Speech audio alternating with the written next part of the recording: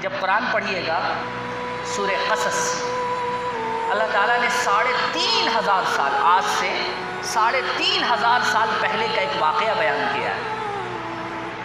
دیکھیے کتنی پرانی بات ہے، 3500 سال۔ اب اتنی پرانی بات تو وہی بتا پائے گا نا جو اس وقت تھا۔ تو اس وقت کون تھا؟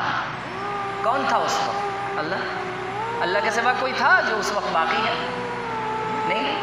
اس نے 3500 سال پہلے کا ایک واقعہ سنایا ہے، ذرا سنیے۔ وہ اللہ جو ان تمام چیزوں کا کرنے والا ہے، جو کریٹر ہے، کریٹ کرنے والا ہے، وہ اللہ جو اس وقت موجود تھا، اس نے 3500 سال پہلے کا ایک قصہ سنایا، ایک واقعہ سنایا ہے۔ لوگوں سنو، لوگوں وہ واقعہ کون سا ہے؟ ہم جیسی حالت میں جی رہے ہیں نا، ہم سے بھی بری حالت تھی 3500 سال پہلے ایک قوم کی، جس قوم کا نام قوم بنی اسرائیل تھا۔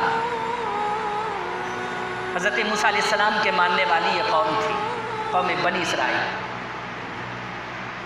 اور اس وقت پوری دنیا میں ایک حاکم تھا جو حکومت کر رہا تھا، اس کا نام فرعون تھا، جو پوری دنیا میں حکومت کر رہا تھا۔ اور اس وقت یہ جو قوم بنی اسرائیل تھی نا، وہ مسلمان تھی۔ اس وقت کی مسلمان جو قوم تھی وہ یہی قوم بنی اسرائیل تھی، بہت تھوڑے لوگ تھے، اور ان پر اللہ نے ظالم کو مسلط کیا تھا، فرعون کو۔ اور آپ کو یہ سن کر تعجب ہوگا یہ تھوڑے کیوں بنے، کس لیے بنے؟ تو آپ کو میں بتاؤں کہ فرعون نے یہ زمین پر، سورہ قصص پڑھیے، فرعون نے یہ زمین پر منصوبہ بنایا، ایک پلاننگ کی۔ پلاننگ کیا تھی اس کی پلاننگ یہ تھی کہ یہ جو بنی اسرائیل والے ہیں نا جتنے، ان سب کو مار دیا جائے، زمین پر رکھا ہی نہیں جائے، ان کو مار دیا جائے، اور جو میرے فالوور ہیں اس زمین پر وہی باقی رہیں گے۔ وہ اس پلاننگ کے تحت بنی اسرائیل کے ہاں جو بھی بچہ پیدا ہوتا اس کو مار دیتے تھے۔ پھر ایک روز ایسا ہوا کہ پورے دربار میں ہنگامہ مچا، یہ کیا کر رہے ہو فرعون، یہ کیا کر رہے ہو تم؟ بنی اسرائیل کے لڑکوں کو مار دے رہے ہو؟ یہ بنی اسرائیل کے لڑکے جو ہمارے جوتوں میں پالش کرتے ہیں، جو ہمارے گھروں میں جھاڑو لگاتے ہیں، جو ہمارے برتن دھوتے ہیں، جو ہمارے بوجھے کو ڈھوتے ہیں، جو ہمارے جانوروں کو کھانا کھلاتے ہیں، جو 4 گریڈ کا کام ہے، یہ کام سارے یہ بنی اسرائیل کے لڑکے کرتے ہیں۔ تم انہیں مار دو گے تو کیا ہمارے بچے یہ سارا کام کریں گے؟ میری بات سمجھ آ رہی ہے آپ؟ تو پھر فرعون کے دربار میں ایک مشرکان کھڑا ہوا اور اس نے کہا فرعون ایک بات کی جائے، وہ یہ کہ 1 سال بچوں کو مارو اور 1 سال بچوں کو رکھو۔ 1 سال بچوں کو مارو اور 1 سال بچوں کو باقی رکھو۔ اس سے کیا ہوگا؟ تعداد بھی کم ہوگی اور اپنی ضروریات بھی پوری ہو جائے گی۔ اب ذرا سا آپ لوگ اپنا بھی محاسبہ کر لیجئے گا کہ آج ہماری تعداد جو بھی ہو، مگر اس ملک میں ہم جوتے پالش کرنے کے علاوہ اور کسی پوسٹ پر نظر آ رہے ہیں آج کے وقت میں؟ نہ ہم اپنے بچوں کو تعلیم دے رہے ہیں، نہ بہتر تربیت دے رہے ہیں، نہ اپنے بچوں کو بہتر کاروبار سے لگا رہے ہیں۔ ہمارے بچے کہاں جا رہے ہیں، کس جگہ جا رہے ہیں، یہ بات ہم سے اور آپ سے چھپی ڈھکی نہیں ہے۔ ایک دم 3500 سال پہلے کی تاریخ پڑھیے اور اپنی زندگی کا محاسبہ کیجیے کہ جب اللہ رب العزت کسی قوم کو برباد کرنا چاہتا ہے تو کس انداز میں اللہ رب العزت اسے سزا دیتا ہے۔ دیکھو آپ، تو فرعون نے منصوبہ بنایا 1 سال ماریں گے 1 سال باقی رکھیں گے۔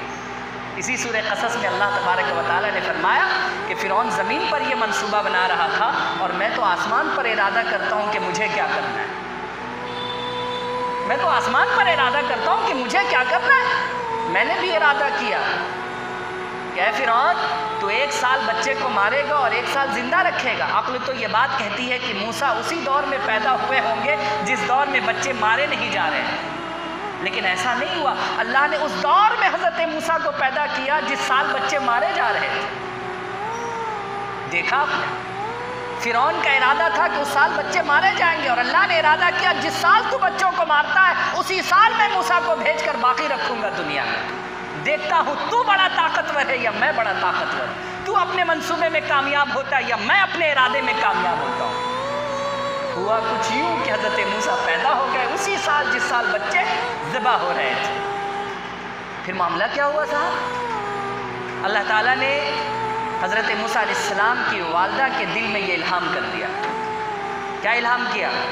کہ دیکھو اگر کسی طریقے سے فرعون کے لوگ تمہارے دروازے تک پہنچ جائیں تو تم اپنے بچے کو صندوق میں ڈال کر دریائے نیل میں بہا دینا، اور یاد رکھنا یہ دریا بھی میرے اشارے پر چلتی ہے، جب تک میں نہیں چاہوں گا یہ دریا تیرے بچے کو ڈبا نہیں سکتی۔ یہ الہام کر دیا اور حضرت موسیٰ کی والدہ نے صندوق میں حضرت موسیٰ کو ڈال کر دریائے نیل میں بہا دیا۔ اب وہ صندوق کہاں جا کر کے لگا؟ فرعون کے محل کے دروازے۔ صندوق کھولا گیا، دیکھا کہ ایک بچہ انگوٹھا چوس رہا ہے، بڑا پیارا بڑا خوبصورت بچہ۔ بچے کے قد و قامت شکل و شباہت کو دیکھ کر پتہ کر لیا گیا کہ یہ قوم بنی اسرائیل کا ہی بچہ ہے۔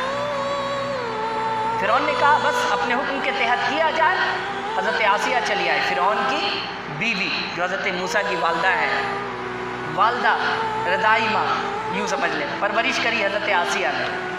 تو حضرت آسیہ چلی آئی، بچے کو دیکھا، دل لوٹ گیا اس طرف، اور فرعون سے کہا سنو بادشاہ ہوگے تم اپنے گھر کے، تم میرے شوہر ہو، اور تمہاری بیوی تمہیں حکم دیتی ہے کہ اس بچے کا بال باقا نہیں کرنا ہے۔ لیجئے صاحب، فرعون کے قدم وہیں پر رک گئے، اور جو قتل کرنے کا ارادہ تھا اس ارادے سے فرعون بچ گیا۔ اللہ نے حضرت موسیٰ کو کیسے بچایا؟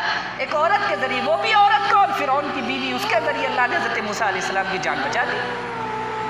اچھا اس سے بھی زیادہ کمال کی بات سنیے جو قرآن میں ہے، اس سے بھی زیادہ کمال کی بات، اللہ اکبر کبیر، اس سے زیادہ کمال کی بات یہ ہے کہ حضرت آسیہ کو تو بڑی محبت ہو گئی، اس کے بعد ہوا کہ بھائی دودھ پلایا جائے، بچہ ہے تو دودھ پلانا پڑے گا۔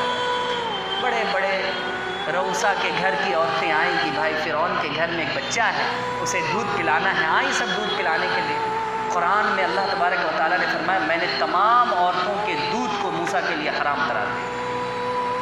حضرت موسیٰ کسی کے چھاتی میں منہ ہی نہیں لگا رہے تھے۔ پھر حضرت آسیہ کی دائیں میں سے کوئی ایک تھی دایا جس نے کہا کہ مجھے اگر اجازت دے تو مجھے پتہ ہے ایک عورت جو بڑی نہایت شریف خاندان سے تعلق رکھتی ہے، بڑی باکمال باعظمت عورت ہے وہ، اگر کہو تو میں اسے بلاؤں، وہ شاید اگر دودھ پلائے تو تمہارا بچہ دودھ پی لے۔ وہ دایا کہاں گئی؟ حضرت موسیٰ کی حقیقی ماں کے پاس، اور حضرت موسیٰ کی ماں کو بلا کر کے لایا، اور حضرت موسیٰ نے اپنی ماں کا دودھ پیا۔ دیکھو اللہ کیسے مدد کرتا ہے، دیکھا آپ نے؟